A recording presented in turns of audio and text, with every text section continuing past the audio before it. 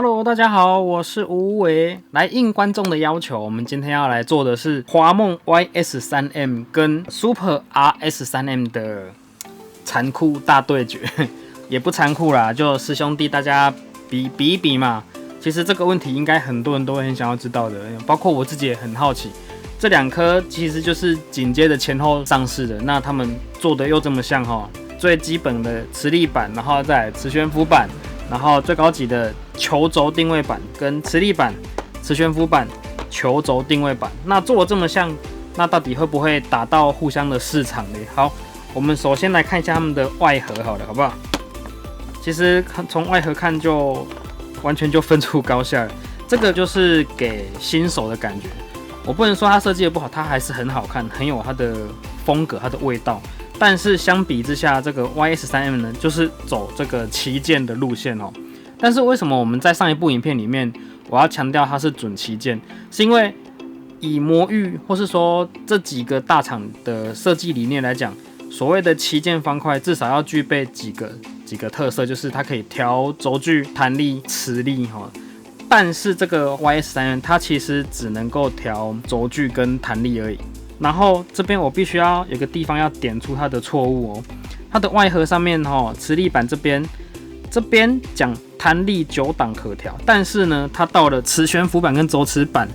以上呢，它的弹力9档可调变成了磁力9档可调，有相当大程度的误导了玩家。他们会以为这个磁力可以调，以我们玩家的角度来看，它应该只能说算得上是弹力可调，而不是磁力可调。虽然技术上来说它没有错，确实是调的磁力迟缓的相斥的那个距离，可是对玩家来讲应该是弹力哈，也就是拉开的那个抗力，或者是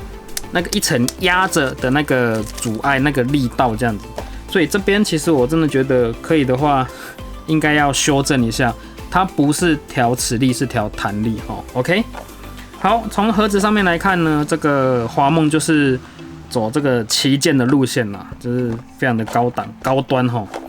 方块就是这样子哈，基本款、中级款跟高阶、高端款。那我听说这个之后还会有一个那个 UV 版，不过真的 UV 不好做，我们之后我绝对会拍一部教你怎么做 UV 的影片哈，大家拭目以待哈。好，首先我们要来看它们的重量的比较哈，我会把它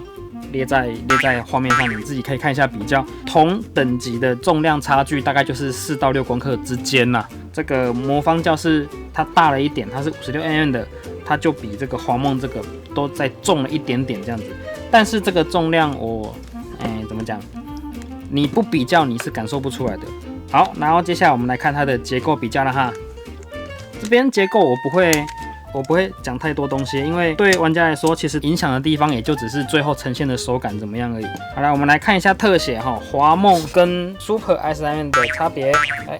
你如果对结构没有很深入研究的话，你会觉得这两颗长得真是非常像，对不对？对，真的很像哦，真的很像。不过呢，有没有看到边块的下面这边有没有？你就看到这边这个就多了一层内缘，那这个就是只有这个我要算2层内缘嘛，有没有？这个就多了一层内缘，所以其实这个的防爆的效果很好。我真的是很难猜。不过其实这一颗也不错了啦。其实如果以结构模具复杂度来讲，我会觉得魔方教室的结构比较复杂。华梦呢猜的比较好猜，我自己都感受到。魔方教室，你除非是真的要把螺丝放到很松，你才有办法拉开，因为它多了一层最里面的那个内缘去勾住它，所以它真的相对来讲是比较不好猜的。所以你可以很用力的去摧残它，你可以很放心的去暴力转它这样子。当然我不建议太暴力就是了。好。接着我们来讲最重要的手感差异了。如果说以这个已经这两组都已经有一点点润滑过，然后有一点点磨合过了，所以它们的使用程度、磨合程度其实是差不多的。那我会觉得啦，我自己的感觉就是魔方教室非常的松滑，但是呢，这个松滑的情况之下，它在磁力的这个点上吸住的力道很强，比起华梦强很多，所以华梦是比较弱磁，可是它没有 Super RS3 这么松滑。我觉得可能跟密合度有很大的关系吧，因为我觉得这个 RS3 没有那么密合，所以转起来会有一点空洞的感觉，很多空气在里面跑。那华梦这一颗就比较黏啊，比较粘手吧，所以这颗的话它是动摩擦力比较大，但是它启动的力气很小。但是呢，这个因为它的磁吸点都很强，3颗都一样，磁吸点很强，所以它的静摩擦力很大，可是它的动摩擦力很小。所以有时候我在做容错，不管是正容错还是逆容错的时候，对比华梦3阶，我会觉得它相对比较高的几率会有点卡到。嘿，那当然你还是要考虑一下无尾的速度哦，我没有到很快，我大概20几秒的玩家这样子。那华梦这一颗其实比较不用那么担心，但是它的容错没有这一颗好，就是这样。这一颗的容错感觉比较好，可是它就是会有一个点容易卡到。那这颗比较不会卡到，华梦系列比较不会卡到哦。那有可能是因为它的转动的动摩擦力比较大，所以它其实限制了整个方块的转动时候碰撞的震动这样子。对啊，所以这2颗你不要觉得说结构看起来很像，然后就手感就很像。总结来讲的话 ，Super i3M 是很松滑、很狂野、很豪放的手感。那华梦3阶就是很细腻、很内敛的那种手感，它完全不像这一颗这么豪放、这么奔放。所以这个就算是润滑过后，它还是保有那种很控制性的那种手感。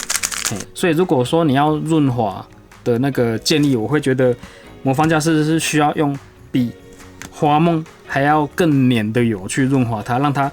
更黏一点才可以增加它的操控性，不然它其实很容易会脱缰野马，知道？这个的话就一般润滑其实就很好用了。好，那你最后我们再来讲它的价格哈。这个磁力板对磁力板对磁力板，然后磁悬浮板对磁悬浮板，轴磁板对轴磁板，华梦的价位都比魔方教室多了100多块台币，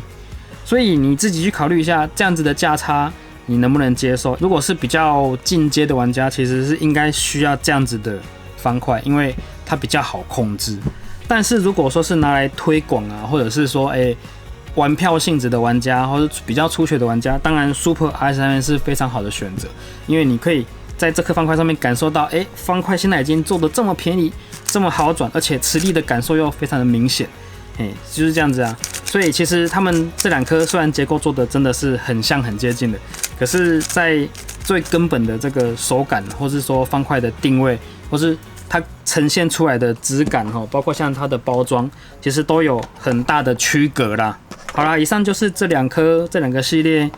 的比较啦。那如果说你有跟无尾有不同的看法，也可以在影片底下留言啦，我来看看我们的看法有什么地方不一样，我们可以来做个讨论啊，好不好？今天这个比较算是比较粗浅的，因为其实这2颗方块我都没有花太多时间去跟他们相处，因为现在要弄的方块实在太多了。但是我必须要说，2颗方块都是很好的方块，而且价位什么的都对比3、4年前的方块，根本就很难想象现在的方块可以做到品质是这样子，价位又是这样子的，对不对？要不要给人火啊？这样子。好啦，那有什么问题的话，欢迎在影片底下留言啦哈。我是无为，那我们就下次见啦，拜拜拜拜拜拜。这颗是 Super i3M， 我把它真的太松滑了，我现在把它的那个弹力都调到很强，这样子